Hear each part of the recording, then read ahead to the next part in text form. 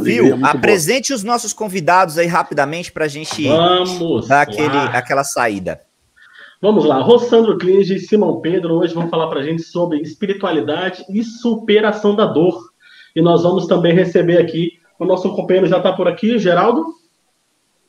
Vamos esperar a confirmação da produção. Enquanto isso, vamos à apresentação aqui do nosso querido Rossandro Klinge, palestrante, escritor, psicólogo clínico e mestre em saúde coletiva, consultor da Rede Globo em temas relacionados ao comportamento, educação em família e no programa Encontro com Fátima Bernardes, e colunista também da CBN. Autor de vários livros, Auto Perdão, Tempo de Autoencontro, As 5 Faces do Perdão, Help, Me Eduque e Eu Escolho Ser Feliz. Nosso querido Simão Pedro de Lima é membro da Sociedade Espírita Casa do Caminho, na cidade de Patrocínio. Foi membro do Núcleo de Estudos e Pesquisa do Evangelho, NEP, na Federação Espírita Brasileira, e do Conselho Regional Espírita de Alto Parnaíba, autor do livro Viver Melhor. Enquanto a gente aguarda, né, a confirmação do nosso companheiro Geraldo Campetti, a gente vai passar a palavra aí para o Paulo Maia para seguir com a condução da atividade. Cara, é isso. Ser presidente é isso, amigo. Agora aguenta, né? Puta, corre pro meio de campo, cabeceia, defender. Imagina, velho. O Campetti está ensaiando a dança, por isso que ele demorou. É porque ele é um cara... Muito tempo eu vi uma calça comprida com medo que com ele tivesse que levantar, já que ele é mediador. Não, mas olha... É porque a gente não avisou, mas no final a dança é em pé, tá? Pode ser da cintura pra cima, que aí ninguém vai ver. A minha conexão vai cair, tá? Já aviso antecipadamente. A internet tá tchau, ruim gente. aqui. Bom momento pra vocês, gratidão. Obrigado, assim, bem, gente, é aqui... Tá passando no túnel. Valeu, gente. Beijo. Bom, sejam todos muito bem-vindos. Vocês que estão nos acompanhando aí pelos canais web, são tantos canais. Eu abri aqui todos, são mais de 15 canais transmitindo o nosso sinal. Isso é muito bom, várias pessoas. A gente percebe que o momento realmente pede, né, uma reflexão melhor. E aí, Simão Pedro, nossa imensa gratidão, a você também, o Rossandro. A gente sabe... O Rossandro, eu estava acompanhando agora há pouco, estava em outra live, né, Rossandro? Você estava, acho que em Goiânia, lá no movimento. Então, a gente sabe que vocês têm se esforçado, se empenhado bastante. Esse canal, né, da web, acho que estava precisando ser ocupado e vocês estão ocupando de forma excelente, maravilhosa, consoladora e esclarecedora. Então, a ideia hoje aqui, a gente vai passar para cada um fale sobre o tema, né? A gente está aí homenageando os 160 anos do livro dos Médiuns. É um livro que é a continuação do Livro dos Espíritos e, de certa forma, impacta, né, todo esse intercâmbio. Então, o tema é Não Estamos Sós, Eles Estão Entre Nós, é nesse sentido, né, que tem gente que até hoje espera que Jesus vai voltar. Então, muita gente esquece que ele está também conosco. E muita gente acha que as pessoas que já desencarnaram não estão mais entre nós, já partiram, não voltam, não têm retorno. Então, acho que o tema veio sugerir essas reflexões e a gente então vai passar a palavra para vocês, da mesma forma do painel anterior, né? Um fala 15 minutos, depois o outro fala 15 minutos, e a gente abre, que está tendo muita interação, muita pergunta, tá bom? Então, Rossandro, vamos começar contigo, e depois a gente passa para o Simão, e depois a gente parte para a interação, tá bom? Tá, a palavra é sua, muitíssimo obrigado, aquele abraço que a gente dava quando vocês estavam aqui pessoalmente no nosso congresso físico. Nós se encontrávamos sempre, vocês dois estavam sempre presentes, mas é a nossa forma agora. Obrigado. Bom, Paulo, primeiro eu quero agradecer o convite, é uma alegria estar aqui com você, ainda mais dividindo essa mesa virtual com essa pessoa que eu admiro tanto, esse irmão tão querido, Simão Pedro, que é uma pessoa que tanto nos ensina, que tem um trabalho tão bonito, também aí está fazendo dominação das redes sociais, está botando para quebrar, parabéns, meu irmão, fazendo nas lives, a gente tem que realmente usar todos os recursos que a gente tem para chegar aos corações e consolar os corações, ser um instrumento, né? Falar aqui 15 minutos rapidinhos para poder a gente abrir esse debate, porque o que a gente tem percebido, não somente em congressos espíritas, sabe, Paulo, Simão, em todos os congressos profissionais que eu tenho feito, vários debates, assim, com o Karnal, com o Cortella, com o Monte Jacoi, é que a tendência agora é exatamente isso. As pessoas querem também interagir, querem falar. Eu acho que isso é uma coisa que, quando o congresso for presencial, vai virar uma nova realidade. A gente vai falar mais rapidamente, mais sucintamente e abrir um debate. As pessoas estão mais, para usar uma palavra da moda, né, estão empoderadas, então elas têm conteúdos, elas querem trocar informações, elas querem falar, elas querem perguntar e não ser mais passivo, ficar ali sentado escutando o saber do outro, porque eles também têm um saber para compartilhar, e isso nos enriquece. Porque quando mesmo no mundo profissional, eu sempre abro para perguntas e respostas, e eu sempre saio mais rico depois de um debate, sabe? Só houve uma falha minha aqui. O tema desse painel é espiritualidade e superação da dor, Rossano. A gente sabe, dor fica tranquilo. Sabe. Não, mas o público aqui não está sabendo, tem que avisar nossos internautas. Claro. Bom, tema todo necessário. Toque em frente, desculpe, Rossano. Tranquilo. Então vamos embora, vamos lá, estava querendo fazer essa saudação, é uma alegria estar encontrando vocês e brevemente, pessoalmente, será mais alegria ainda para tomar os cafés maravilhosos que Simão Pedro sabe como ninguém fazer. Bom, o sofrimento ele não faz parte do propósito de Deus na nossa vida, ele tem, na verdade, duas origens. Para nós espíritas tem uma origem que é o fato que nós temos um passado que é antes desse, então esse nosso passado, bem-vindo Geraldo, seja bem-vindo, nós temos um passado que antecede essa presença física e esse passado ele tem um conjunto de ações ou de omissões que vão gerar necessidade de retificação, que poderia ser pelo amor, que poderia ser pela ação, mas porque a gente tem uma tendência muito grande em não fazer isso, em ser um pouco mais... uma tendência nossa de não ter uma proatividade no processo evolutivo e muitas vezes ser levado a reboque, o sofrimento se apresenta. Tanto do ponto de vista pessoal, como agora a gente tem visto de forma muito didática, pedagógica, o sofrimento coletivo, que é justamente uma alavanca para o desenvolvimento. Outro movimento que faz com que o sofrimento ocorra é a nossa insistência numa conduta de não desenvolvimento espiritual. É quando a gente diz assim, não se preocupa muito em saber o que você fez na encarnação passada, porque você está sofrendo muito mais pelo que você continua fazendo do que pelo que você fez. Então, às vezes, nós não podemos ter uma visão alienada de que tudo uma questão de lei de causa e efeito, tudo também é uma questão da lei de causa e efeito do presente, ou seja, é a não mudança de atitude que vai gerar o sofrimento.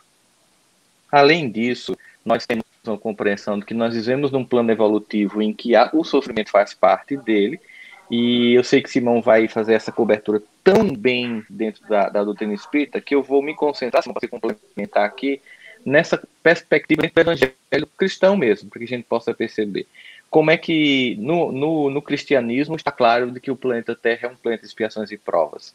Lá em João, no capítulo 16, 33, quando Jesus diz assim, no mundo 3 aflições, tribulações, mas tende coragem, eu venci o mundo, ele está deixando bem claro que aqui não é a ilha de caras para você tirar férias e ficar de rádio numa boa.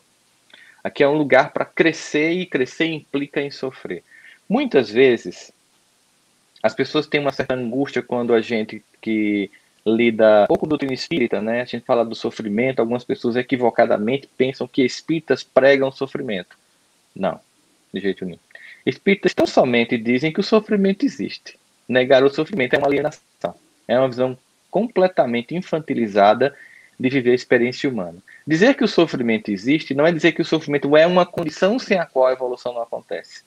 Mas é dizer que no plano evolutivo no qual nós nos encontramos, na maturidade que nós temos, ainda é necessário o sofrimento como alavanca do desenvolvimento emocional. Se você não marcar se não é professor como eu sabe, se você não marcar uma prova para o aluno, ele não estuda a matéria. Um ou outro, independente da nossa pressão, vai fazer mais do que a gente pede. Mas a maior parte dos alunos, pega uma sala de aula clássica, né, Simão? A gente tem já os alunos proativos que fazem mais do que o que a gente pede antes que a gente peça, né? Que os colegas, de forma muito carinhosa, chamam de nerd, porque no fundo tem uma raiva de não ter aquela proatividade. Tem aquela turma do meião que só faz o que você pede quando você pede sob a ameaça de uma prova, não é? Que é a turma do meião que vai ali para 80%. E tem a turma do fundão, que eu chamo de a turma só Jesus na causa. Nada do que você faz com que eles se desenvolvam. Então você percebe que no plano no qual nós nos encontramos, as provas e expiações são estímulos e instigação ao desenvolvimento do ser. Então, o sofrimento ainda é uma necessidade e ele guarda um caráter pedagógico profundo. Então, assim, quando você diz que tem um caráter pedagógico profundo, quer dizer que só se aprende com a dor? Não. Mas do ponto de vista do desenvolvimento ontogenético do ser humano, nós memorizamos mais os dias ruins do que os dias bons, não para torturar nossa psique, mas para deixar claro que caminho não seguir novamente. Nós lembramos muito mais de uma crítica do que de um elogio, porque nós temos que lembrar que erro gerou aquela crítica. Então, isso é um projeto para que a gente se desenvolva. Mas é importante também entender que eu preciso fazer uma curadoria da dor. Sabe aquela oração que foi feita por um pastor anglicano em 1930, que hoje é usada pelos os alcoólatras anônimos? Dai-me força, Senhor, para mudar o que pode ser mudado. Dai-me compreensão para aquilo que não pode ser mudado. E sabedoria para saber distinguir uma coisa da outra. Então, quando você pega aqui Mateus 6,34, que diz: basta ao dia o seu próprio mal, quando Jesus dizia, é o seguinte: você não pode tentar antecipar todo o cenário de dor num dia só. Nós temos que saber o que eu posso fazer. Por exemplo, uma das coisas que faz com que você vivencie a experiência da pandemia no seu caráter pedagógico agora é fazer o que a gente chamaria de curadoria emocional. Saulo Silvio estava falando sobre a curadoria da internet, que é extremamente importante, que a gente chama de educação midiática ou educamídia. Saber entender que eu tenho que ter um filtro para não contaminar minha mente e entrar num processo de destruição psíquica. Ainda mais nessa segunda onda que gerou uma quebra de resiliência e uma frustração imensa na população do planeta, especialmente do Brasil. Então a dor psíquica junto com a dor física está mais forte agora do que no primeiro momento. Porque se criou uma falsa expectativa de solução que, na verdade, não tinha ainda. Nesse movimento, eu tenho que selecionar o que a gente vai chamar em psicologia, em ciências de comportamento, de aceitação radical da realidade. Ou seja, o que de fato eu posso mudar? Que dor realmente eu posso enfrentar? E ao fazer isso, eu gasto a minha energia naquilo que de fato eu posso mudar e não gasto a minha energia naquilo que eu não posso modificar. Então, por exemplo, saber como viver a minha experiência enquanto família nessa pandemia é a minha cota de dor. É o que cabe a mim nesse momento. Saber como aprimorar a minha relação, saber como lidar com um filho em casa que não é mais filho apenas aluno, mas é filho estudante, porque também está tendo que estudar e eu tendo que aprender e ensinar ao mesmo tempo. Saber lidar com o estresse de adaptação, saber lidar com o medo, com a angústia. Mas não adianta, por exemplo, eu, Simão e Geraldo, querer decidir como vai ser a campanha de vacinação, porque não está no nosso papel, não está na nossa mão. Não está nas nossas mãos aqui decidir quanto tempo vai demorar em unidade de rebanho, a profundidade e tempo da crise econômica. Então, gastar energia com isso é desperdiçar essa energia num campo que eu não posso atuar, numa dor que não depende de mim sanar, e eu não sano a dor que depende de mim, que é o convívio familiar, o aprimoramento da minha relação e o aprofundamento da minha intimidade com Deus. Porque neste momento que a gente está vivendo, muitas pessoas estão resgatando o contato com o sagrado, muitas pessoas estão finalmente encontrando o sagrado e muitas pessoas estão aprofundando o contato com o sagrado. Mas quero dizer também uma coisa que todo mundo, obviamente, já percebeu, que a dor ela não tem um caráter mágico de fazer uma mudança geral na sociedade. Porque os espíritos resistem às mudanças, nós sabemos disso. Então, do jeito que agora a pandemia está explicitando quem era bom está mostrando a bondade, mas quem ainda é equivocado está mostrando todo o grau de equívoco que a alma ainda possui. Toda a resistência que tem em se transformar. Né? Quando você pega um indivíduo que tenta humilhar um motoboy, dizendo que ele tem inveja da cor da pele do condomínio onde ele mora, você percebe que tem gente que resiste a esse evento social tão definidor de um novo tempo. Nós sabemos, qualquer pessoa que estuda história, antropologia, ciências políticas, que os séculos começam não com a virada do calendário, mas com um evento global que redefine e refunda o novo século, o que os alemães vão chamar de Zeitgeist, espírito de uma época, espírito do tempo. Nós estamos fundando o espírito do tempo do século XXI. E nesse movimento existe uma cota de dor muito grande. Mas existe ainda nessa cota de dor a garantia do amparo do Evangelho. Em Mateus 11, 28, quando Jesus diz: vinde a mim todos que estáis cansados, que eu vos aliviarei. Ou seja, nesse momento, entender que a dor e o cansaço tem uma consolação, e aí muita gente já percebeu, não na expectativa de uma outra pessoa, não importa do espectro da esquerda ou da direita, com a promessa de solucionar as dores que vem de fato daquele que não nos trai e que de fato é amor puro, perene, que é Jesus, nossa meta, nosso alvo, a nossa verdadeira bandeira. É quando finalmente o indivíduo deixa de viver as farpas políticas, que são somente reedições das muitas farpas de famílias e tribos que nós tínhamos no psiquismo do passado, e que, lamentavelmente, ainda estagia na mente das pessoas, fazendo com que os conflitos ganhem ainda mais força, aumentando a cota de dor, indo para aquilo que o Evangelho segundo o Espiritismo chama de sofrimento voluntário, ou seja, não é um sofrimento que eu tenho que ter, mas eu quero ter, por exemplo, quando eu vou brigar com meus familiares no grupo do WhatsApp por causa de política, é sofrimento voluntário.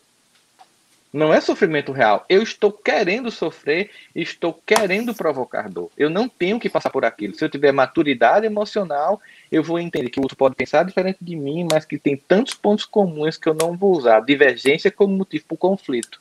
Mas ao fazer isso, eu estou indo porque o Evangelho vai chamar de sofrimento voluntário. A sensação que eu tenho, Simão Geraldo, é que hoje em dia, não desconsiderando a cota de dor que de fato há na vida de cada pessoa e coletivamente, mas se a gente tirar o sofrimento voluntário, a quantidade de coisas que a gente gera sofrimento sem necessidade, por imaturidade, por se deixar manipular, por se deixar levar por ondas, a gente teria mais energia para lidar com o sofrimento real que nós temos, para mudar aquilo que de fato nós temos que desenvolver. Além do mais, Leon Denis diz uma coisa muito bonita, né? O sofrimento é o misterioso operário que trabalha nas profundezas da alma e trabalha por nossa evolução. Aplicando, ouvindo, quase escutareis o ruído de sua obra. Olha como ele mostra, assim. O próprio Freud diz, segundo Freud diz assim, se nós formos olhar ao longo da nossa vida os momentos de desenvolvimento, veremos que nos dias de dor eles ocorreram com mais força. Olha, confirmando aqui o que o próprio Leon Denis diz, né? Se a gente se aplicar em ouvir, a gente escuta a obra do sofrimento. Lembremos de uma coisa. É no terreno da dor que se constrói o edifício de nossos poderes, de nossas virtudes e de nossas alegrias vindouras. Então, quando a gente pensa assim, sabe essa dor que hoje para mim é incompreensível? Lembra das dores do passado que eram incompreensíveis e que no dia da dor você achava que não superaria? Olha hoje a tua vida e pensa, mas foi exatamente por aquela dor ter ocorrido que hoje eu tenho condições de enfrentar este movimento atual, este evento. Nessa perspectiva pedagógica, entendendo que aquela dor nunca foi um Deus caprichoso punindo filhos, mas um pai amoroso forjando competências e capacidades, que aquilo não é mais visto como dor. Você ressignifica e entende, é tão somente processo de aprendizagem. E caberia a mim, a cada um de nós, nesse exato momento, com muita leveza na alma, ainda sem negar a dor que a gente sente, as separações, os desencarnes, a falta de despedida, da elaboração do luto, do toque, do acolhimento, do ombro amigo que não tem podido chegar por causa das questões de saúde pública e epidemiológica. E aqui cada um de nós já vivenciou essa experiência de não poder velar um amigo, não poder velar um parente, não poder tocar em alguém que a gente ama para dizer, eu estou aqui com você, enfrentando essa dor, sem querer dizer que isso não está acontecendo, lembrar que na vida de um Deus que é amor, tudo tem um caráter pedagógico profundamente amoroso. É provável que nos falte compreensão agora para entender toda a grandeza do evento que está acontecendo agora e todas as transformações que acarretarão na nossa vida enquanto pessoas, enquanto famílias, enquanto sociedade humana. Mas a nossa convicção de que Deus amor sempre faz qualquer coisa com objetivo amoroso nos faz em fé, se entregar e dizer, Pai, agora eu não compreendo, mas baseado em tudo que eu aprendi no processo da minha vida, sei que agora também é uma grande lição. Se eu já puder vislumbrar ela, como diz aqui Leon Denis, se eu puder escutar os ruídos dessa obra, que assim seja. Mas se eu não puder, que eu tenha paciência, porque breve eu verei o edifício que foi erguido na minha vida e na civilização em meio a esse evento de dor. A gratidão aí ao Rossandro, querido, viu, pela participação, com essa fala amorosa, consoladora. Eu quero dizer que eu cheguei um pouquinho atrasado, porque pelas vias da internet eu estava fugindo daquele jingle lá que vocês dançam tão bem. Eu falei, eu sabia. Vou fugir dessa. Olha, é muito interessante a fala do Rossandro, o pessoal já está comentando aí, Simão, no chat, né, nos comments, muito importante, a gente conta com a participação de vocês. Simão, nós temos no Evangelho segundo o Espiritismo, capítulo de número 5, que é Bem-aventurados os aflitos, que é o segundo maior capítulo, depois daquele último, né, o 28º, que trata da coletânea das preces espíritas. São mais de 30 itens nesse capítulo 5º, Bem-aventurados os aflitos. Nós estamos nesse momento de dor, de dificuldades, né, Simão? O que você tem para nos dizer, por gentileza, querido? Primeiro, bom dia a todos que estão conosco aqui, né? Já cumprimentamos aqui o Rossandro, Paulo, agora você, Geraldo. Você vai dançar no final, né? Foi combinado, você entraria depois e no final você dançaria. Então, não vai ter como fugir. Está tudo em casa, né? E fique tranquilo, você supera essa dor sem problema nenhum, fique tranquilo. Em pé vai mostrar bermuda, Rossandro, nada disso. Mas olha, o Rossandro fez considerações belíssimas aqui e é uma alegria poder dividir essa tela com vocês, né? O Geraldo e o Rossandro, dois amigos, com quem aprendo muito, né? E sigo, na medida do possível, vou assistindo vocês. E é uma alegria poder dividir esse espaço com vocês aqui. E depois do que o Rossandro falou, não tem o que nós falarmos para acrescentar nada, né? O que podemos fazer algumas digressões a respeito desse sentido, desse aspecto, Geraldo, que você traz muito bem o capítulo 5º do Evangelho segundo o Espiritismo, e é interessante porque ele precede, óbvio, ao capítulo 6, que é um dos menores, que é o Cristo Consolador. É como se dissesse didaticamente Kardec que, se entendemos a dinâmica do sofrimento, das aflições, o consolo é simples. Não, o consolo não precisa ser muito grande, de escrita, né? Basta entendermos essa dinâmica, né? Essa dinâmica da vida, esse processo, né, de viver, esse processo de existir. E a dor, o sofrimento, faz parte desse mecanismo, não como uma fonte, mas como uma consequência. Beatitudes, dores, são sempre consequenciais a escolhas que nós fazemos, a atos que praticamos, e a maioria deles nessa encarnação, a grande maioria, não há dúvida, tanto que no capítulo 5, as causas atuais das aflições é um item maior do que as causas anteriores das aflições, para nos mostrar que, na verdade, tudo isso é uma dinâmica da didática divina, da didática de Deus, e não uma imposição. Sofrimento nunca é imposto, sofrimento não é uma punição, é uma consequência que precisamos observar e perceber que não é na consequência que nós lidaremos ou com a consequência que nós lidaremos, é com a causa. Qual é a causa? Qual é a causa dos dissabores? Os dissabores não surgem por si só, eles vão sendo reflexos dos nossos caminhos, dos nossos andares, das nossas escolhas.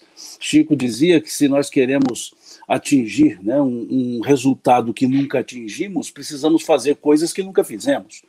Ou seja, se continuarmos com as mesmas atitudes, teremos os mesmos resultados.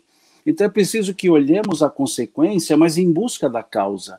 E é isso que Kardec faz no capítulo 5 do Evangelho, tanto que ele busca justamente nos mostrar esses dois pontos das causas, as anteriores e as atuais, mostrando-nos que faz parte da nossa vida e que as existências são solidárias, elas se justapõem nesse aspecto porque somos nós mesmos. A existência, as reencarnações, elas não são novas vidas, são novos momentos que nós temos na nossa vida, uma vida que é imortal. E aí é que vem o aspecto da proposta do tema da espiritualidade para a superação da dor. Se nós olharmos com olhos terrenos, nós veremos certas, aspas, injustiças no processo. Mas é preciso darmos um passo e olhar com esses olhos da espiritualidade. Perceber que os acontecimentos, as coisas, elas se sucedem. E nós somos os mesmos espíritos, mas não nos mesmos momentos. Então é importante, quando nós observamos o livro Céu e Inferno, lá no capítulo 7, né, do Código Penal da Vida Futura, e observamos o item 9, quando Kardec nos fala da solidariedade das reencarnações, mostrando-nos então que tudo isso é algo da nossa vida, não é dessa encarnação, da outra, é conosco. É uma questão de reflexão, de conduta. Rossandro disse que o Espiritismo ele não gosta de pregar o sofrimento, ele apenas fala que ele existe. Eu gosto de dizer que muitos dizem que os espíritas gostam de sofrer. E eu opto em dizer que os espíritas sofremos com gosto, que é diferente de gostar de sofrer. Gostar de sofrer é esse processo de autocomiseração, é esse processo de vitimismo, de entrega, de derrota. É mineiramente falando, não dou conta. O sofrer com gosto é perceber que há caminhos de entrada e saída. Sofrer com gosto é perceber e analisar que há meios para superação. Lidar, como bem colocou o Rossandro, com aquilo que nós podemos lidar e saber aguardar aquilo que ainda não podemos resolver, que podemos chamar de resignação. Resignar-se não é um acomodar-se. A pessoa resignada não é acomodada, ela aguarda o momento certo para poder agir. É o que dizemos aqui em Minas, num ditado: o que não tem remédio, remediado já está. É saber observar que nem tudo se resolve no momento e da forma que nós queremos. Há uma maturação nossa, emocional, maturação psicológica, uma maturidade que o próprio sofrimento, a dificuldade nos leva a desenvolver quando olhamos para o sofrimento e não quando nos colocamos debaixo como que de um jugo chamado sofrimento. O sofrimento não é um jugo que se coloca, é uma situação que se vivencia. Há situações que as dores são grandes, sim, grandes, e sentiremos a dor. Não nos apartaremos da dor. Conviveremos com a dor, mas lidaremos com a dor. Teremos o apesar da dor, continuar. Apesar do sofrimento, continuar. Usar o apesar depois do sofrimento e não antes. Porque muitas pessoas invertem o olhar e dizem: não, minha vida é boa, mas tem essa e essa dificuldade. Mas nós podemos inverter e dizer: temos essas dificuldades, mas a minha vida é boa. É inverter o foco, é buscar saída.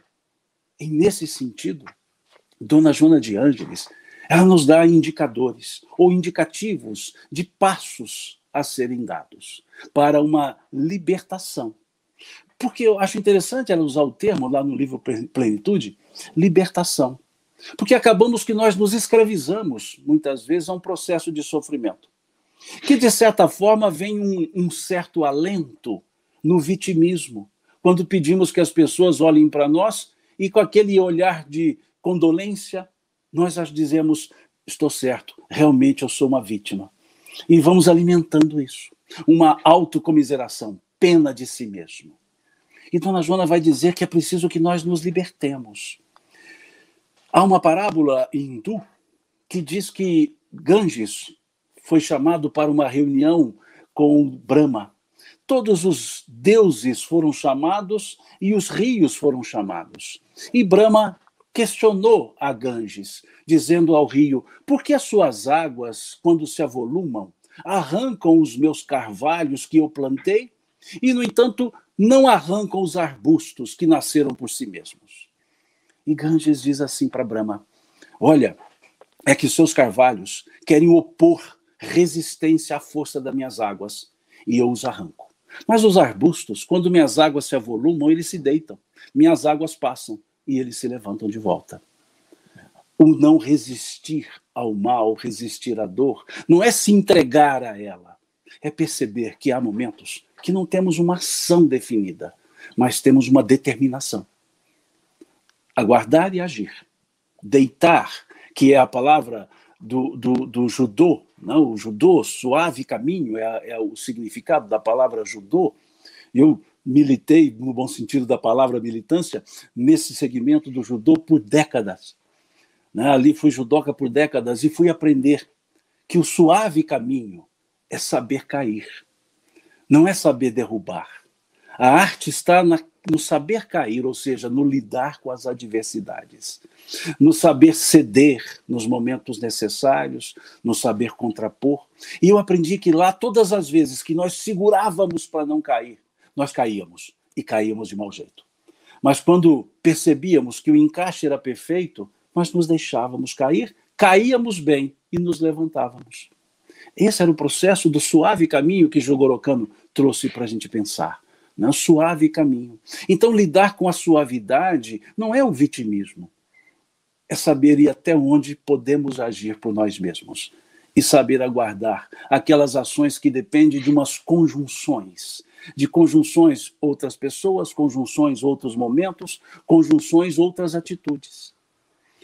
E aí nos libertamos desse processo que Dona Joana nos fala como primeiro passo. Ela nos sugere esquecer o passado no passado. Diz ela, esqueça as coisas do passado lá no passado. É aquele olhar que Jesus dizia, tem de bom ânimo, muito bem citado pelo Rossando, lá do versículo 33 do capítulo 16 de João. Tem de bom ânimo. Olhar para frente. Há pessoas que vivem no passado e vivem do passado. De glórias do passado que levam frustrações do presente e de problemas do passado que prendem-nos no presente. Pessoas usam muito a expressão, no meu tempo. No meu tempo as coisas eram boas. Qual é o nosso tempo? O hoje. É nesse que nós podemos agir. Então, quando a pessoa diz, no meu tempo eram boas coisas, o verbo não está bem conjugado. Porque o meu tempo não pode ser conjugado no passado, não pode ser era, no imperfeito. Tem que ser presente do indicativo. Meu tempo é hoje. Porque hoje que eu posso agir. O ontem me trouxe aqui, mas é o aqui que vai me levar para lá. Então eu preciso olhar esse aqui. Eu preciso olhar esse momento.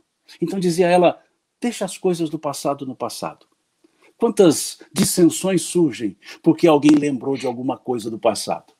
Estão ali numa ligeira discussão conjugal que seja, sei lá, o marido chegou tarde em casa, coisa normal do dia a dia, chegou tarde e a esposa dá aquela cobrada e aí no momento ela diz, mas não é só por isso que eu estou brava, é porque em 1996... E aí começa aquele desarquivamento. E o marido diz, não, mas 96, você se esqueceu de 92. Okay. Daí a pouco estão levantando e criando situações adversas por coisas passadas. Que se não resolvidas, ficaram resolvidas. Nem sempre nós resolveremos as coisas, mas podemos nos resolver perante as coisas. O aspecto de insolucionável continua, mas nós nos solucionamos perante as situações. O importante é nos resolvermos perante as situações. Então ela sugere isso. Mas, ao mesmo tempo, ela sugere um segundo passo. Esqueça o passado no passado, mas diz ela, tenha fé no futuro. Tenha fé no futuro. É aquela frase do Cristo, vai e não peques mais. Ou seja, tá bom, já foi feito, já aconteceu, vamos caminhar. Vamos tentar mudar a conduta, mudar a maneira de agir. É esse, vai e não peques mais. É o que ela chama ter fé no futuro. Não é viver no futuro. Porque o viver no futuro nos tira do presente e não faremos o futuro. Porque não há futuro sem a feitura do presente. Então, nesses dois pontos, ela nos traz ao mesmo ponto, ao presente. Esqueça o passado. No passado, tenha fé no futuro, mas o futuro é uma constante alteração. Passado é conhecido e imutável. Futuro é desconhecido, porém mutável. Mutável pelas mudanças que nós fazemos aqui no presente. E aí ela vai sugerindo mais passos. Ela sugere trabalho incessante no bem. Simão, trabalho querido, incessante no bem. É uma delícia ouvir você falando. É tão bom a gente ouvir, a gente vai ficar ouvindo você falando aqui, não é, Rossano? Tão gostoso. Porque no início, Geraldo, antes de você entrar, me falaram que era para falar 15 minutos. Ótimo. Então, por isso que eu estou acelerando aqui para fechar os 15 minutinhos. Excelente. E conversar. Mas nós podemos encurtar esses passos e ficar nesses passos do trabalho incessante do bem e resumir numa palavra: utilidade. Senso de utilidade. Se nós nos sentirmos úteis, nós superaremos as adversidades e nos ligaremos com essa espiritualidade.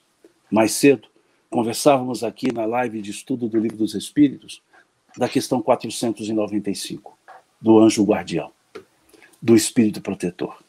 E em 2 páginas, Santo Agostinho e São Luís nos falam dessa pergunta que Kardec fez, se um dia poderemos ser abandonados pelos espíritos protetores. Eles disseram que não. e que disseram em 2 páginas que esse amigo, ele é muito mais próximo do que os melhores amigos que nós temos aqui. E que a distância desses espíritos que lá disseram na resposta, verdadeiramente evoluídos, não é dificuldade para de que onde eles estiverem, olharem por nós. Então, disseram eles, que não nos esqueçamos deles e que os chamemos, que eles sempre estarão conosco. E disseram até, para não nos preocuparmos em cansá-los, para nos atender. E aí está. Quando assim fazemos, nós sentimos a utilidade. E aí sim, nós conseguimos superar adversidades. Muito bem, dá gosto a gente ouvir, né? O Simão, o Rossandro, é tão legal. Eu já falei para o Simão, assim, ao vivo, e repito aqui, que a gente ouviu ele falar, dá vontade de dar um abraço de urso nele, não é não, Rossandro? Aquele abraço gostoso, que agora a gente não pode estar dando esses abraços, mas, enfim, é maravilha. O pessoal está participando aí. Rossandro, eu queria trazer para você, para reflexão também do Simão Pedro, Carlos Drummond de Andrade diz que a dor é necessária, mas o sofrimento é opcional. E a gente vê isso também no entendimento da doutrina espírita, não é? Eu queria agregar aí, segundo os comentários dos nossos participantes também, a questão da depressão e da ansiedade. Com relação ao tempo, disse que a depressão é o excesso de passado no presente. E o Simão tão bem explicitou aí a questão da gente viver o presente, o carpe diem, não é? Aproveitar o dia. E a questão da ansiedade seria o excesso do futuro no presente. Como é que você associaria esses conceitos com a questão da dor e do sofrimento nesses tempos que nós estamos vivendo, por favor? Não há como negar que isso é uma verdade, mas não é toda a verdade, porque a gente termina simplificando a experiência de dor, que é muito mais complexa do que imaginar que depressivo é só alguém preso ao passado e ansioso é só alguém preso ao futuro.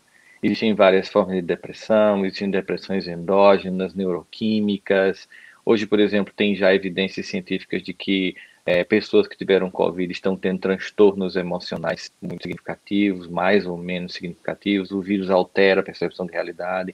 Por exemplo, eu tive Covid, né, minha esposa. Você simplesmente não sentiu o cheiro. Você, por exemplo, começa o almoço, sente o cheiro, de repente ele some no meio, volta. Então, você imagina isso com a emoção. Ou seja, há alterações que são provocadas também pelo ambiente físico, inegavelmente. Mas sem sombra de dúvida, se eu gasto muito... imagina o seguinte, imagina que você tem 100 kW dia para funcionar.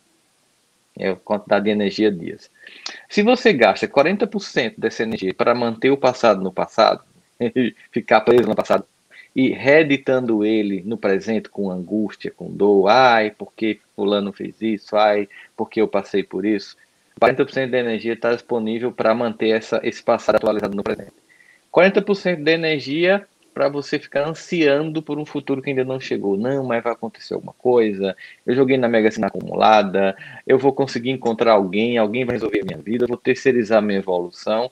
Sobra 20% para funcionar no aqui e agora, que é o tempo de transformar. Aquilo que Simão lembrou de Chico, né? Se você quer ter um resultado diferente, faça diferente, que é parecido com uma frase que é atribuída a Albert Einstein, mas não é dele, mas é verdadeira ainda assim, que é incrível como as pessoas continuam fazendo as mesmas coisas esperando resultados diferentes. Se eu não pegar essa energia do passado e do futuro, né, e trouxer para o presente, a minha capacidade de me movimentar agora diminui. Inclusive, por causa desse sentimento ansioso ou voltado para um passado quimérico, ou porque foi bom e eu queria que voltasse, meus pais, como era na infância, ou porque foi ruim, eu não consigo, inclusive, vivenciar a experiência de consolo espiritual. Porque o ansioso, ele não espera um consolo divino, né? A pessoa que está ansiosa, ela quer resolver, ela quer acelerar o tempo para resolver, e por isso ela não aprende com a experiência de agora, ela não vivencia isso que Simão Pedro chamou de sofrer com gosto, né? Ela não sofre aprendendo. E porque ela não sofre aprendendo, o que é que vai acontecer? Ela vai sofrer novamente, porque o grande objetivo é o aprendizado, não o sofrimento. Sofrimento é lição, o objetivo é entendimento. Entendeu? Parou de sofrer. Um gesto de amor cobre uma multidão de pecados. Tá amando? Não tem mais dívida. Acabou, né? Então, assim, você sofre enquanto insiste em manter o comportamento. Vem o amor, acabou. Então, nesse movimento aí, em que eu tenho um equilíbrio, começa assim, eu vou começar a tirar tanta energia que eu gasto com o passado e trazer para o aqui e para o agora. Eu vou tirar tanta energia que eu tenho para o futuro e trazer para o aqui e para o agora. Tem até uma música de Gilberto Gil que diz: o lugar melhor do mundo é aqui e agora. Porque esse tempo que eu tenho, que é como o Simão tão bem colocou, não é uma outra vida, há uma mesma vida nesse momento presente, desenvolvendo minha energia presentemente.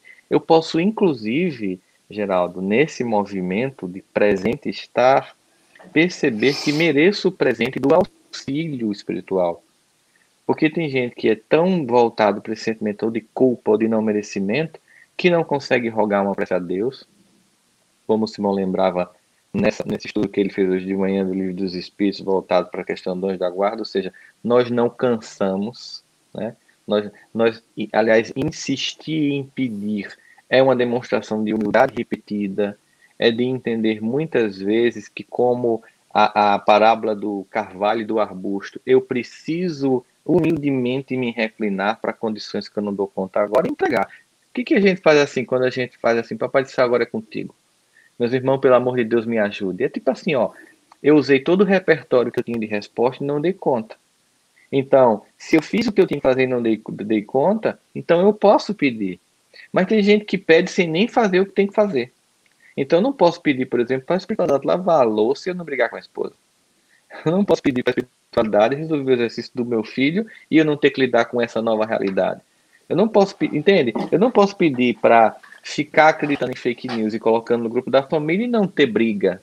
Então, existe uma cota que é minha, e se eu fiz essa minha parte, né, como o Simão estava lembrando, se eu estou servindo, se eu estou sendo útil, e aí, apesar disso, eu não estou conseguindo resultado, porque apesar disso, como ele colocou, coloco mais eu tenho Deus, mais eu tenho a espiritualidade, mais eu tenho uma família. Então, eu coloco aquela condição de sair da escassez, que gera um sentimento depressivo, olhando tudo que falta, e vou para a abundância, diagnosticando tudo que já possuo.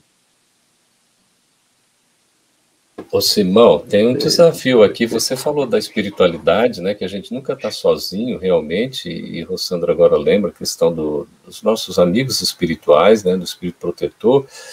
Tem uma questão da Maria Teresa aqui. Eu estava me recordando que Emmanuel diz que a prova carrega a lição. E ela recorda aqui do Evangelho aquele texto sobre a paciência, que tem um trecho muito interessante que diz assim: a dor é a prova que Deus envia a seus eleitos. Uhum. E ela diz que ela não consegue entender como é que ela foi eleita para sentir dor. Então ela está pedindo socorro para poder entender esse texto aí, por favor. Nós temos que perceber que a linguagem dos espíritos, além de alguns aspectos arquetípicos, elas são construções literárias, não literais. Eles trazem de uma forma simbólica, de uma forma, no bom sentido da palavra, romântica, que é inclusive, respeito à característica da segunda metade do século XIX. E então nós podemos buscar alguns elementos um pouco mais pragmáticos que estão no Livro dos Espíritos, já que o Livro dos Espíritos ele já é um pouco mais pragmático, embora tenha doses, né, de literaturas. Mas vejamos, se nós olharmos bem, as nossas encarnações, elas não são impostas em regra, elas são escolhidas por nós. Basta que olhemos a questão 258 do Livro dos Espíritos, escolha das provas. Deixando claro, quando se lá pergunta, o espírito tem consciência do que lhe acontecerá na vida corpórea? E eles dizem sim, porque frequentemente ele mesmo escolhe o gênero de provas. Então, as provas são escolhas nossas. E a pessoa pode perguntar, mas eu escolhi essa situação difícil? Sim, dentre um rol de outras situações. Porque essa situação difícil é um mecanismo de aprendizado. As provas são meios que nós temos de crescimento. As provas não são dores e sofrimentos, as nossas atitudes nelas é que poderão gerar ou não. Então, as provas são momentos em que nós nos colocamos para exercitar o que nós sabemos, o que nós aprendemos, o que nós escolhemos. E é até interessante, porque na questão 260, eu digo que é uma pergunta muito bem-humorada, Porque Kardec, considerando que nós escolhemos o gênero de provas, ele pergunta assim na questão 260, como pode então uma pessoa querer escolher nascer no meio de pessoas de má vida? Ou seja, vai ser ruim de escolha desse tanto. Ele pode escolher e escolhe nascer nos piores lugares? E os espíritos dizem que é preciso que haja analogia nas provas e trazem exemplo. Aquele que é dado ao instinto do roubo, para domá-lo, necessário se faz conviver com ladrões. Ou seja, nós temos que estar no meio que exercitamos a prova. Ser bom no meio de gente boa pode ser consequência. Agora, ser bom no meio adverso é atitude. Então nós estamos sim no lugar certo. Nós estamos sim com as pessoas certas. Nós estamos sim no momento certo para fazer a coisa certa. Aí que é o detalhe, fazer a coisa certa. Aí é a responsabilidade nossa. Então Deus tem esses eleitos, não é eleito no sentido de privilégio, elegi esse, aquele não. Não, é o eleito no sentido de que nós elegemos os nossos caminhos, os nossos destinos. Essa ideia que muito bem colocou Rossandro, falar sobre dor, sobre sofrimento, não é algo que você põe numa caixinha. Há muito subjetivismo, é de pessoa para pessoa, é um aspecto idiosincrático, cada pessoa sente de uma maneira diferente. Então, sem a empatia, nós não entenderemos a questão da dor alheia. E essa ideia de passado, futuro, nós podemos trabalhar de uma forma resumida e trocar a depressão do passado por experiência. O passado nos dá experiências. Se nós aprendermos, se nós olharmos o futuro, nós podemos tirar a ansiedade e colocar outra palavra, a esperança. A esperança no futuro. O futuro é uma cortina que se abre, mas o presente é a cordinha que eu puxo para abrir a cortina. Então, olhar esse presente é que foi escolha nossa, bem escolhida até, bem escolhida. Momento certo, pessoa certa, para pessoas certas, para atitude certa. Foquemos na atitude e os outros aspectos se resolvem. Que maravilha. Ô, Rossandro, estava me lembrando que a gente está com revelações nesse congresso, né? O Simão Judoca, né? Tá vendo? Eu também não sabia dessa, não. Eu não sabia disso, não. Eu não vou mais nem conflitar com ele, assim, de ideias. Eu não vou mais discordar. Melhor não. E olha, Campete, comecei com minha infância e foi muito bom para mim, para aprender respeito, né? Para aprender conduta. Foi muito legal. Fez parte. Que maravilha. Faz parte. Eu tenho um amigo que ele treina até hoje, ele vive postando no Instagram. Interessante, porque é um trabalho mesmo de autoeducação, né, de controle, muito lindo. Ô, Rossandro, e você com suas habilidades, outro dia eu vi, rapaz, um show, você interpretando, tocando em frente com um músico ali profissional, e você também profissional, junto com a esposa cantando. Cara, que coisa linda. Maravilhoso, viu? Parabéns. O pessoal que não viu, procure aí. É ela, né? Eu sou o que tenta. Mas que bom. Rossandro e Simão, é o seguinte, nós temos aqui diversas questões e tem uma que diz respeito ao bem e ao mal sofrer. A gente vê a questão do sofrimento na nossa realidade, que a gente atravessa o sofrimento praticamente, né, diante do que a gente está vivendo, é um enfrentamento que a gente precisa passar por ele, pelo contexto da nossa inferioridade espiritual, enfim, dos testes, das provas que são abençoadas. E a pergunta, sim, a questão do bem e do mal sofrer. E quais são as ferramentas que Jesus nos oferece para essa travessia tão desafiadora da pandemia que a gente está vivendo agora?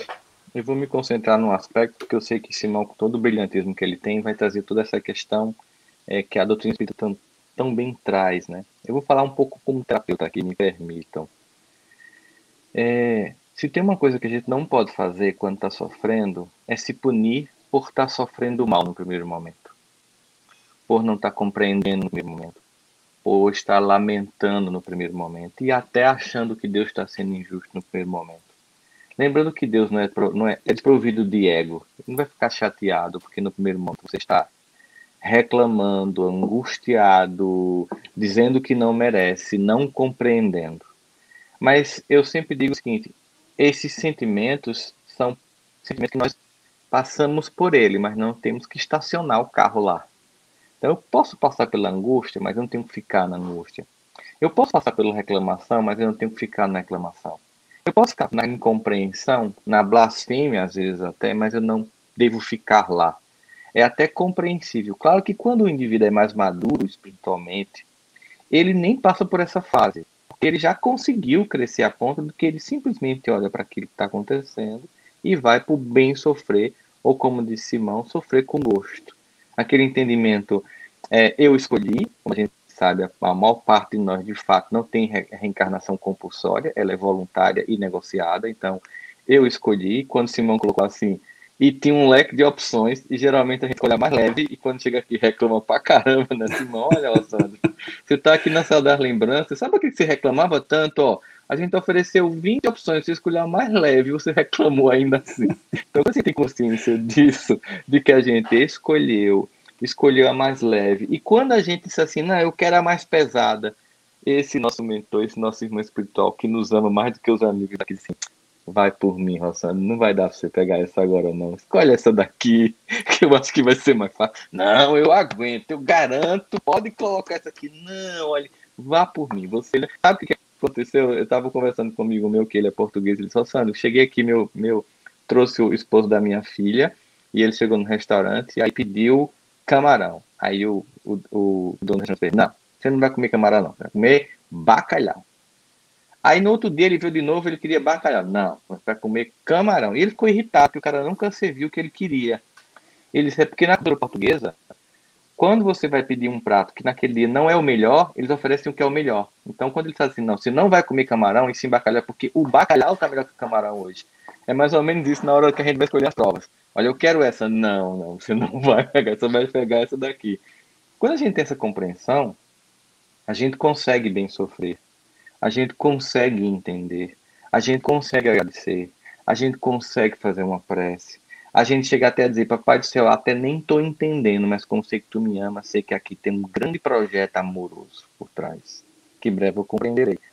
Mas nem todo mundo está nesse estágio. Então, se você não está conseguindo, não se puna por isso. Porque tem ponto meu que é melhor que o de Simão, tem ponto de Simão que é melhor do que o meu, tem ponto de Geraldo que é melhor que o nosso. Então, olha para a tua alma como Deus olha, vê toda ela, todo o projeto, vê todo o repertório, o percurso inteiro. Não olha para esse momento que você está apenas indignado ou indignada, tão somente sofrendo. Agora, se você tem toda a permissão de Deus para perder a paciência, ficar na angústia e até blasfemar, você não deve permanecer nesse lugar. Você deve aproveitar no caráter pedagógico da dor e ser convidado a crescer, até porque, imagine, sofrer com gosto ou sofrer com inteligência é sofrer menos. É passar menos tempo na dor, porque você vai imediatamente para o aprendizado.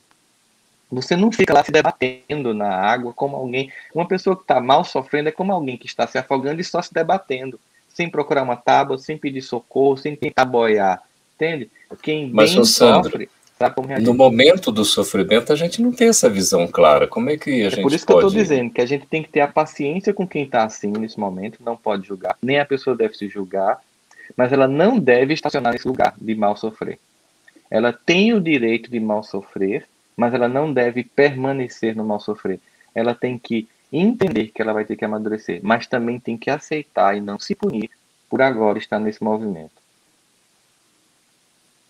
Muito bem. Ô, Simão, eu queria, assim, aqui já colocar outra pergunta, que é da Ângela, para trazer aquela de Jesus como, né, as ferramentas que nos oferece. A Ângela está perguntando que, além desses comportamentos, né, dos indivíduos que se fixam no passado, o Rossandro estava, né, terapeuticamente explicando isso para nós, a gente também vê movimentos grupais, não é, que acabam endossando essa ideia de que são dívidas históricas de grupos, de raças, enfim, né, como se fosse alguma coisa ligada a algo coletivo. Como é que a gente vê isso, assim, essas posturas à luz do Espiritismo? Bom, nós não podemos ser reducionistas em explicações. Há casos que essa explicação ela se enquadra, há casos, mas há casos que não. Nós temos um mau hábito em tudo. Em vez de nos elevarmos para compreender o assunto, nós reduzimos o assunto à nossa própria compreensão. E aí, no meio espírita, há muito disso. Em vez de tentarmos nos elevar para entender, nós queremos reduzir para que caiba no nosso entendimento e não ampliar o nosso entendimento. E criam-se essas falácias de que é um karma coletivo, de que isso é dívida do passado. Deus não tem pressa para cobrar dívida, porque ele não é o credor. Ele não está se preocupando com isso. Até porque ele é onipotente e onisciente. Ele sabe o que vai acontecer. Então, ansiedade não cabe em Deus. Porque se ele sabe o que vai acontecer, não tem jeito. Senão não seria onisciente. Então, nós criamos essas explicações reducionistas de dizer, não, a gente sofre por causa do passado. E aí entra esse aspecto que o Rossandro coloca. A gente se debate muito no sofrimento. Se debate. Você diz, mas como agir no auge do sofrimento? Está se afogando, você tem que se debater. Sim, mas nós temos que nos debater olhando o que nós estamos fazendo. O se debater ali é buscar uma saída. Então, nós, quando cristalizamos essa ideia de passado coletivo, nós como que justificamos uma certa indolência. E usamos a ideia do não adianta fazer, isso é karma. Não, isso é falta de percepção. Porque o que nós temos que olhar é o que nós vamos fazer. É justamente o fazer que vai corrigir o que foi feito. O foi feito não determina, ele indica o que nós vamos fazer. Então é preciso perceber esse aspecto do mal sofrer, essa lamentação, essa lamúria, são essas explicações falaciosas, essas ideias falaciosas, reducionistas, de que não adianta, isso é do passado. A expiação coletiva. Não. Nem expiação individual, são situações que precisam ser olhadas. Não podemos sofrer, o bem sofrer, que os Espíritos bem explicam no capítulo 5, é esse olhar mais amplo. Perceber que a justiça de Deus é boa e a bondade de Deus é justa. Perceber esse conjunto. A bondade de Deus sempre será justa e a justiça de Deus sempre será boa. Por quê? Porque nos deixa a condição de nós nos resolvermos. Se olharmos a questão 171 do Livro dos Espíritos, nós veremos bem isso. Vejam, pergunta-se onde se fundamenta o dogma, a verdade da reencarnação. E os Espíritos respondem, na justiça de Deus e na revelação. Pois um bom pai sempre deixa abertas as portas para o arrependimento dos seus filhos. Onde é que entra karma coletivo nisso? Onde é que entra punição nisso? As portas não entram, as portas estão abertas para o arrependimento. E o que é o arrependimento que os Espíritos explicam? Mudança de conduta. Então é perceber que eu posso mudar a conduta, que eu posso mudar a maneira de olhar, de enxergar, tirar essa lamúria existencial. Né? Um amigo do Rio, né? ele gostava de juntar sílabas de palavras para criar outra palavra, né? O Lauro Mendonça. E ele dizia assim, existem pessoas muquerelas. O que é muquerela? Murmúrio, queixa, reclamação e lamentação, tudo junto. Então esse é o mal sofrer, muquerelar. Né? Murmurar, reclamar, queixar, reclamar e lamentar. Agora, aceitar é resignar-se, é ter essa serenidade, apesar da dificuldade de encontrar algo para respirar. Quando nós nos engasgamos, a gente acha que não vai conseguir respirar. E a gente acha uma brechazinha pequena e ali dá uma inspirada devagar até que se retoma. E está no desespero do engasgo. O sofrimento é assim. É preciso que a gente olhe um pequeno espaço. E aquele pequeno espaço de refrigério, a gente tentar ao máximo inspirar. Porque depois a gente passa a crise e consegue se recolocar. Eu gostei dessa colocação que o Rossandro fez. Nós podemos passar, mas não precisamos estacionar. Gostei disso. Né? É uma simbologia muito bonita. Muitas vezes nós estacionamos e queremos sair, mas com o carro desligado. Não vai ter jeito. Exatamente. Não tem como. Pois é.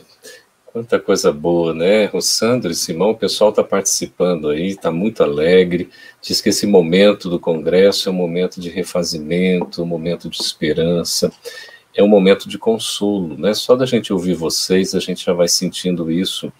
Há muitas dúvidas, muitas perguntas, né, Rossandro, assim, sobretudo pelo que nós estamos atravessando, casos concretos que a gente está vendo, parece que o mal vem à tona, já há tanta dor, tanto sofrimento, e ainda parece que há tanta criminalidade, não é? Ainda tanta, talvez, maldade sendo expressa. Como é que a gente entende? Que eu estou resumindo a pergunta de várias pessoas, como a gente entender nesse momento que a gente vive, já diante de tanta dor, não é? Pela pandemia, pelas perdas, como você falou, às vezes a gente nem poder despedir, né, bem certo, dos nossos entes queridos, e a gente vê ainda tanta maldade nos corações, tanta coisa vindo à tona, que a gente chega até assim a ficar admirado. Como entender isso?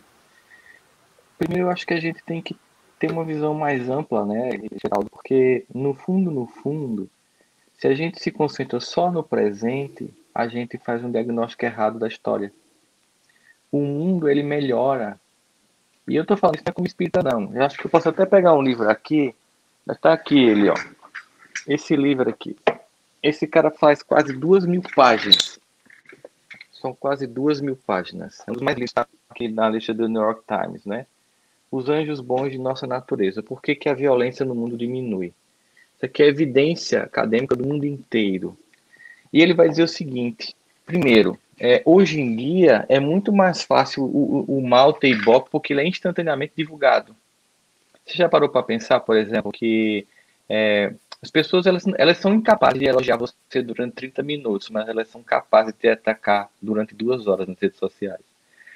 Você pode observar, você liga para alguém da tua família e passa 30 minutos elogiando. Você é capaz de ligar para passar 2 horas esculhambando. A gente tem essa tendência psíquica.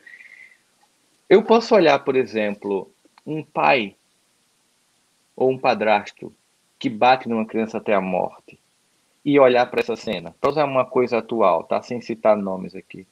Eu posso olhar para essa cena e olhar como sendo o diagnóstico da baixeza humana, ou eu posso fazer uma leitura ao contrário disso. Olhar toda a indignação que nós estamos tendo dessa cena para mostrar o quanto a gente avançou. Porque, de fato, isso era comum. Não tinha lei, não tinha conselho tutelar, os pais não eram punidos. Isso nos anos 80, gente. Eu não estou falando aqui de idade média, estou falando nos anos 80. Vocês sabem disso, né?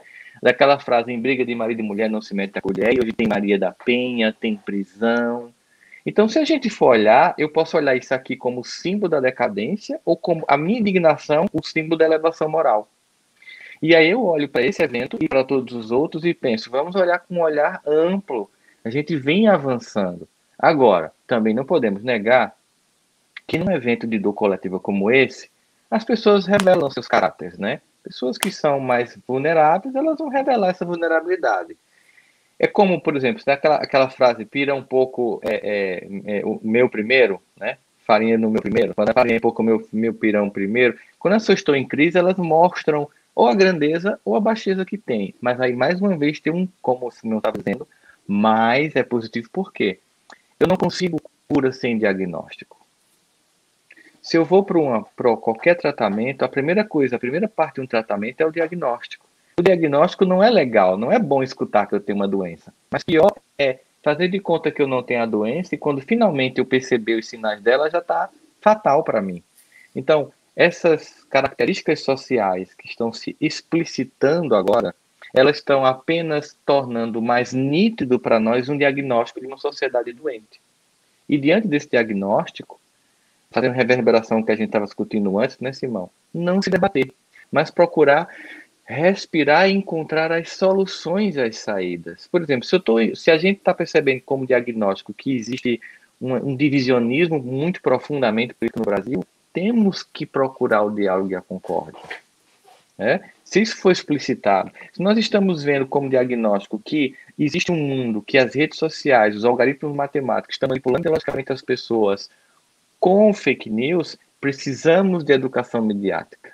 É algo novo para nós. Precisamos de uma legislação específica para punir quem comete esses crimes. Então, diante do que está acontecendo, vamos pensar assim, há um diagnóstico, com o diagnóstico eu sei como vai ser o tratamento.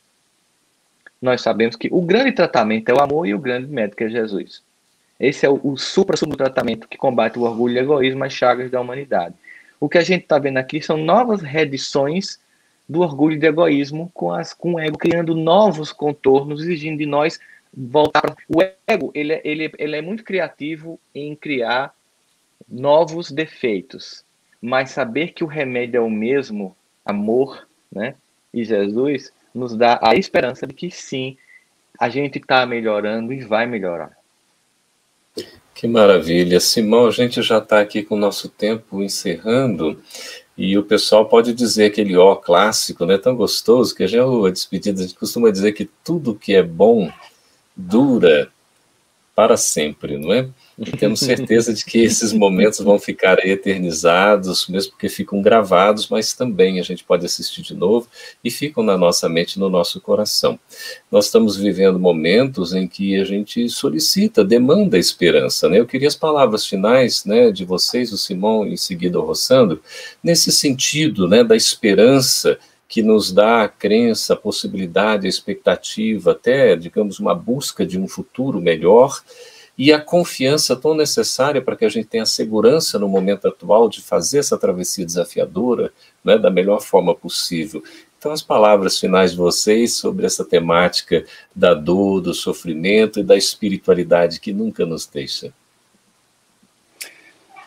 Olha, Geraldo, primeiro agradecer pela oportunidade, pelo convite e por poder estar junto com vocês aqui, mesmo que seja virtualmente, mas é muito agradável estar com vocês, é muito agradável mesmo. Eu me sinto assim aconchegado, né, quando estou assim com vocês. Tem amigos que a gente gosta da presença constante, mas nem sempre consegue. Então essa virtualidade já ajuda um pouco, né? E além disso, eu sou um aprendiz aí com vocês dois, sou mesmo. Espiritualidade, para mim, eu não consigo apartar Geraldo e Rossandro de Jesus, não consigo. Então, deixo essa ideia que ele deixou. Se nós olharmos lá, eu sempre sugiro que as pessoas leiam. Eu quero ler os evangelhos. O que eu leio? Leia, já que você não quer ler todos os evangelhos, leia 3 capítulos. Capítulo 14, 15 e 16 do Evangelho de João. Com esses 3, nós temos uma aula de consolo.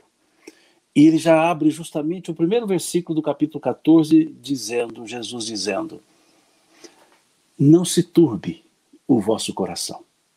Credes em Deus, crede também em mim. Ele parte de uma constatação: credes em Deus, e usa o imperativo: crede também em mim. É preciso que nós pensemos isso e percebamos isso. Crer em Jesus é observar os seus ensinos, perceber que ele está conosco, que ele nos incentiva, por seus prepostos ou pelo seu pensamento que chega no universo, nesse universo das nossas vidas. Não turbar o coração crendo nele, quando ele nos falou: não vos deixareis órfãos. Quando ele falou: eu sou o bom pastor, e o bom pastor conhece as suas ovelhas. Quando ele falou: vinde a mim, todos vós que estáis cansados, fatigados, eu vos aliviarei.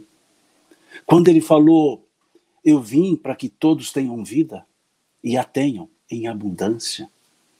Quando ele falou: estarei convosco até a consumação dos séculos. E tantas outras coisas que ele falou, que nada do que ele falou é retórico. Tudo que ele falou é factível. Tudo que ele falou é possível ser feito. E o principal, entregarmos-nos a ele. Confiar que ele está conosco e que sempre nos alenta e sempre nos anima. As palavras dele não passarão, como não passaram. Ele diz: os séculos passarão, mas minhas palavras não. E o apóstolo Pedro foi muito feliz quando disse: tu tens as palavras de vida eterna. Então que tragamos essas palavras de Jesus, não em livro e em retórica, mas coloquemos essas palavras como um manual de viver, um manual para a vida, um manual para as ações. E aí sim, nós não teremos afastamento das possibilidades resolutivas, embora ainda tenhamos dificuldades. Pois ele também foi dizer: tenho-vos dito isto, para que em mim tenhais paz, pois no mundo tereis aflições. Mas tende bom ânimo, eu venci o mundo. Então sigamos essa ideia dele. É essencial, né? Também digo a mesma coisa, Simão, Geraldo. Sempre uma alegria estar com vocês, encontrar vocês. Tem até um desses memezinhos de WhatsApp que é assim: que bom que a gente tem a gente. Que bom que a gente tem a gente. E a gente, inclusive, suportar tudo isso, porque esse Cristo tão belamente, tão poeticamente relembrado aí por todo esse conjunto de passagens da própria fala de Jesus que Simão nos trouxe, ele se manifesta através de nossos irmãos de jornada, de caminhada. Irmãos amplamente, não só irmãos os espíritos, os nossos irmãos, as pessoas que estão caminhando aqui conosco. Eu vou trazer agora para complementar a coisa mais humana, né? Se você está aqui de repente nos escutando e você faz, olha, mas tá bonito aí, mas eu sou uma pessoa que ainda estou tentando acreditar, assimilar Jesus na minha vida, não sou muito ainda, não compreendi muito bem qual é a mensagem dele, ou ainda duvido, acho que ele mais uma coisa histórica, mítica, não sei. Pensa assim, olha materialmente a história humana, que ainda assim você vê solução. Todos os desafios que a civilização humana enfrentou, superou. Peste negra, gripe espanhola, Primeira Guerra, Segunda Guerra Mundial. Ao final da Segunda Guerra Mundial, tinha 70 milhões de cadáveres no planeta, e não por causa de um vírus, mas pelo velho vírus do egoísmo e do orgulho que fez uns matarem os outros. Ao final daquele dia de 45, quando terminou a guerra, os europeus se olharam e perguntaram para si: nós nos destruímos na Primeira Guerra, nós nos destruímos na Segunda, e o que é que vai impedir a gente se destruir na Terceira Guerra? E entenderam que só tinha uma solução: se unirem a um ponto que destruir um significaria destruir os outros. E criaram a incipiente Comunidade Europeia, hoje a União Europeia. Ali se criou órgãos de arbítrio internacional, a ONU, a OMS, a Unesco, o Tribunal Internacional de Haia. Observa que no capítulo do extrema nós saímos fortalecidos.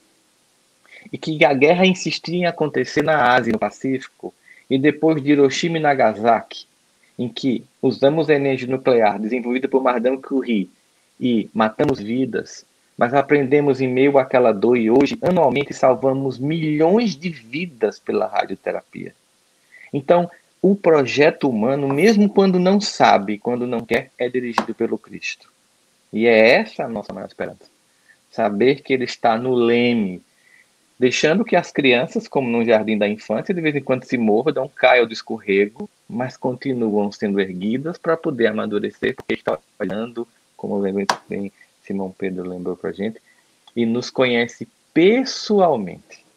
Esse conhecimento pessoal de Deus ele é realmente fantástico e incompreensível, como Davi dizer, tal ciência é tão preciosa que eu não alcance tão alta, mas ele nos conhece pessoalmente, como ninguém nos conhece, nem nós mesmos. Então, na hora do desespero, na hora da dor, na hora da angústia, que nós podemos passar, mas não estacionar, esse respiro que Simão tão simbolicamente, metaforicamente lembrou na hora de um afogamento, é exatamente olhar para o nosso norte luminoso.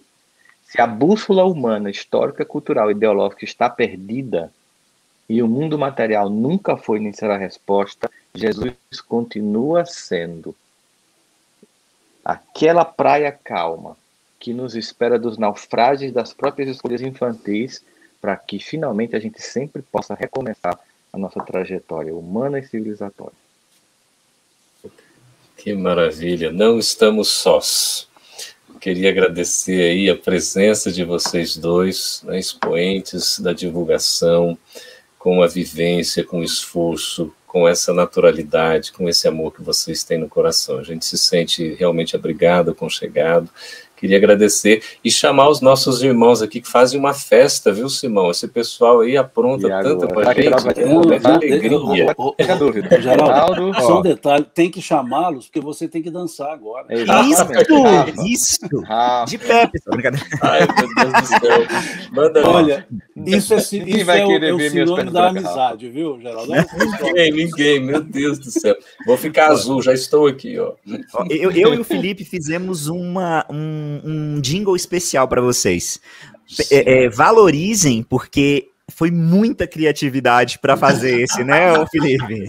Muita, a gente passou horas passando, mediunidade e tal, e muita coisa chegou. E o jingle da despedida é assim, ó.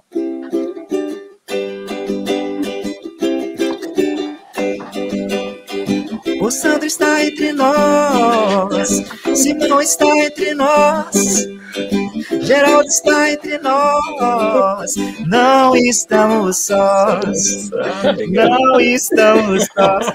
Que lindo, Muito difícil fazer essa música, horas cara. para fazer essa música. Eu acho que nem Faroeste Caboclo deu tanto trabalho, viu? Jamais. Inclusive, recebi uma ligação de Gilberto Gil me pedindo ajuda para compor algumas canções depois dessa. Que maravilha, parabéns, viu? Olha aí, improviso lindo. Valeu, gente, gratidão por esse momento maravilhoso, pelas risadas, pelos momentos emocionantes. Tamo junto. Um abraço virtual de todo mundo daqui, viu? Obrigado. Valeu. Obrigado a vocês. Até mais. Tchau.